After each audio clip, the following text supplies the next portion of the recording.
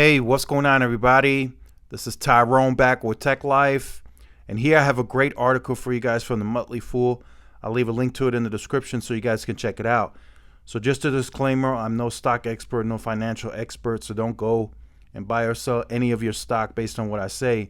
This is just an opinion piece. So, the title of this article from the Motley Fool: 3 Reasons to Buy Verizon Stock while it's down nearly half. So I wanted to cover these key points and kind of give my opinion on this. So Verizon is a key player in the fast-growing fixed wireless access market. That's likely for Verizon going to grow double, if not more. So that's an important piece that's not included in the stock price currently, and that's something to note. So that's a great key point.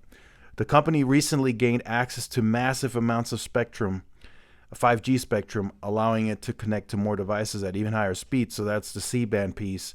They're not only have they put it on the sites, right? They've been putting the radios on sites, crossing 200 million plus people. It's now like 230 or closer to that.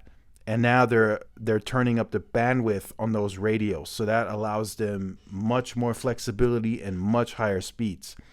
Managed network services are an overlooked opportunity Verizon is already tapping into. So that's something that Verizon has been doing, but now they're looking to grow that opportunity with the additional bandwidth. So one thing I want to say in terms of the stock price, there is some upside to it, especially in the fixed wireless access market. Verizon is likely looking to grow that even double now that they have that additional spectrum. That just means more households now have access to the product, even in areas where they had closed it off. Now with this additional spectrum, they're going to be able to offer it to more households. So that's going to continue growing throughout the rest of this year and, of course, 2024. That product just has huge demand. There is nothing that anybody can say that's going to derail that momentum. That product it's a huge deal. It's a big pain for cable. In some cases, it's even a big pain for fiber, depending on the price. A lot of people are looking at this product. You can see it in the numbers. The demand is there. Now, one thing that I have to point out, in terms of upside, the consumer business is still struggling. That is a big uphill battle for Verizon. It has been and it continues to be a big, big, big problem for Verizon. They're trying to throw anything at the wall to see what sticks, but they have yet to come up with anything that's going to work to get them to where they need to be. They understand their current business model and their pricing and how they're presenting to be premium. So they know they're not going to get 800,000 ads a quarter. They know that. And they don't want that. They already have like a total of 143 million subs on just postpaid only. So they're the largest in that segment. But they continue losing there.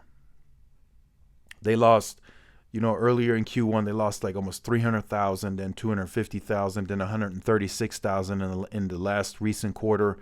So that's, something that they've been losing for like 5, 6, 7 quarters, even backtracking to 2022. They've been losing. So that's not something that you can just take lightly. And the company knows that that's an issue. And eventually it's going to get brought up more and more and more at these conferences and at these quarterly earnings. Analysts are going to start asking, well, when are you going to grow on the consumer side? You have upside in all these other business segments, but it's pretty much a wash because you're not growing on consumer. And like I stated, they don't need 800,000 ads, and they know they won't get that. But if they can get a solid 200,000 to 300,000, I think that would do well for the company. And it would help the stock, right? The financials will see an increase with that. So I think that's where they should feel comfortable, between 200,000 to 300,000. If they can't get there, that's going to be a major problem, in my opinion. That means AT&T continues digging into those, port outs. T-Mobile continues taking from Verizon. MVNOs continue taking from Verizon. So on the consumer side, Verizon is just getting hit from all corners. So that's something that they have to still figure out, that they haven't figured it out yet. I guarantee you that. Recently, the market share numbers have been updated. There's a new vendor, and Verizon still hasn't figured it out. they're still losing customers in droves at the national level. Now, individual markets, kind of a back and forth, but when you're looking at it from a national perspective, Verizon still takes the losses. Still, even in Q3, they continue to take losses, and they continue giving and sharing with all the other competitors. So that's something that they have to figure out. They're looking to compete more now, but it still hasn't worked. The others are still positioned better. T-Mobile still perceived to be cheaper, although they do have a more expensive option now. But like I said, that's an option that you can choose. You don't have to. The other options still give you, the cheaper price with the more value. A lot of people stay around just for the taxes and fees being included. Something that simple. If Verizon were to offer that as well, that might get people to switch. So just something that I wanted to discuss on those key points. It's good, right? There is some light at the end of the tunnel. Fixed wireless access will continue growing. As long as Verizon invests in the network, as long as they grow that capacity, that business will continue growing. There is no stopping that business. Cable, they might continue to become even more aggressive and take some of those customers back. But at the end of the day, that's always going to be a back and forth because now they're here to stay, right? It's a competitive business. But like I said, that could literally be a wash if they continue losing customers on the consumer side. So let me know what you think Verizon needs to do to get back into the green side, on the green side, in terms of growth on the consumer business. I think, again, like I said, they have to figure it out. I don't know what it's going to take myself, but Verizon has to figure out how they get back into the green.